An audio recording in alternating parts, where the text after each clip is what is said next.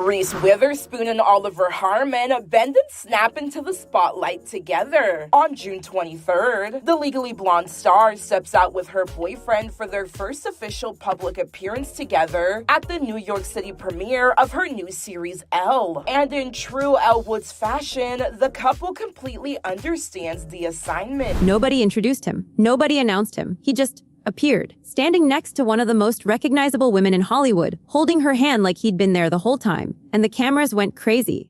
But here's the thing, almost nobody in that crowd actually knew who he was, and I think that was exactly the point. Reese Witherspoon doesn't do anything by accident. You already know that. She's been in this industry long enough to understand that every step outside your front door is a calculated move. Every outfit, every smile, every hand you choose to hold in public. So when she walked into that New York City premiere on June 23rd in a bright pink lace dress with dramatic puffy sleeves, Oliver Harmon right beside her in a matching pink tie, that wasn't spontaneous. That was a statement. And the question nobody's really asking is why now? Why him? And why did she work so hard to keep this quiet for almost a full year? Let's back up, because before I get to that, you need to understand something about the world Reese Witherspoon operates in. Hollywood doesn't just make movies. It manages people. It manages images.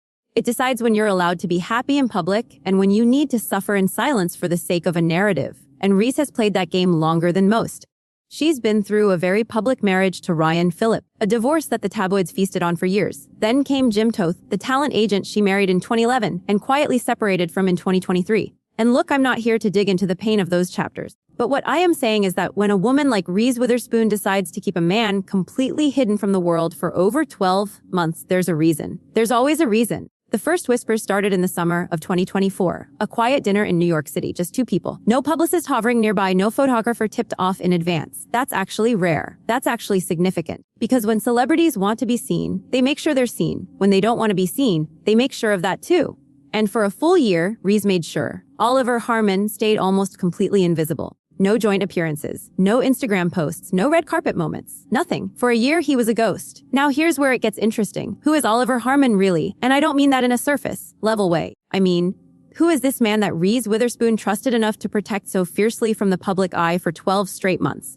That level of privacy doesn't happen without intention. That level of protection doesn't happen without fear. Fear of what though? Fear of judgment? Fear of the media machine turning on something real and private and actually good in her life, or something else entirely. I want to slow down here for just a second, because I think about this more than I probably should, and I'll be honest with you. There's something in this story that feels personal to me. Not because I know Reese Witherspoon. I don't. But because most of us have had something real in our lives that we were terrified to show the world. Something that felt too good, too honest, too fragile to hand over to people whose job it is to tear things apart. And when I look at what Reese did, quietly protecting this relationship, keeping it out of the headlines, refusing to perform it for an audience, I think most people watching this right now actually understand that.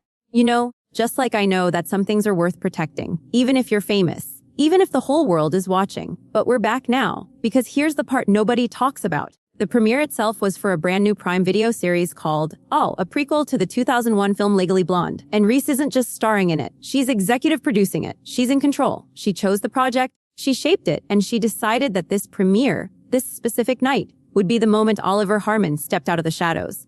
Think about that. Of all the moments she could have chosen, she chose this one. A night that was already about her power, already about her legacy, already about proving that Elle Woods, she said, actually let me rephrase that, already about proving that Reese Witherspoon doesn't need anyone to hand her a seat at the table. She builds the table herself. And Oliver walks in beside her, not in front, not behind, beside her. Equal footing, pink tie matching her pink dress. That's not styling. That's symbolism. So why does any of this matter? Why are we talking about a celebrity red carpet moment like it's something deeper? Because I think it is deeper. And I think you already suspected that before you clicked on this video. The elite bubble that Hollywood lives inside doesn't just control what movies get made.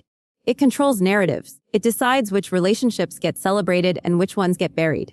Which couples get the magazine covers and which ones get the whisper campaigns. And when a woman with Reese Witherspoon's level of power and visibility chooses to silence that machine for a year, to protect something real from it, that tells you everything about what that machine actually is. She's been blackballed before. Not literally, not publicly, but ask anyone in that industry who's ever pushed back against the system and they'll tell you what happens. The coverage shifts. The opportunities dry up. The narrative turns. Reese has navigated that world for decades. She knows exactly how exposed you become the moment you let them in. And for 12 months, she chose not to let them in. And now she has. On her terms. Her timeline. Her premiere. Her dress. Her man, her rules, the reason for that, well, you'll see why that matters when you think about what comes next.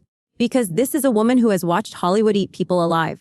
Who has watched relationships destroyed by tabloid pressure and manufactured drama and the constant grinding machine of celebrity gossip. And she still chose to step back into that spotlight.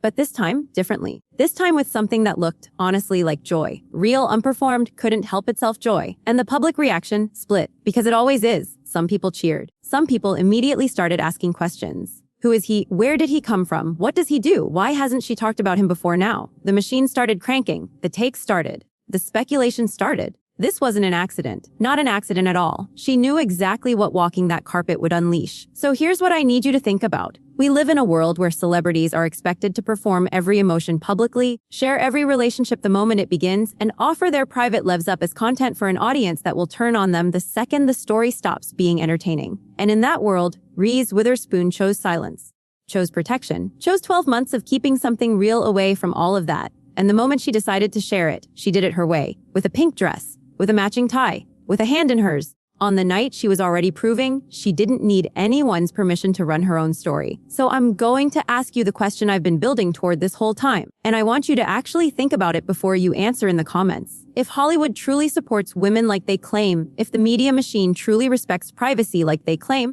if celebrity culture truly lets people live authentically like they claim, then why did one of the most powerful women in the entertainment industry feel like she had to hide the man she loves for a year just to keep him safe from that same machine? What does that actually tell you about what's really going on behind those red carpet smiles? Because I think you already know the answer, and I think it bothers you just as much as it bothers me.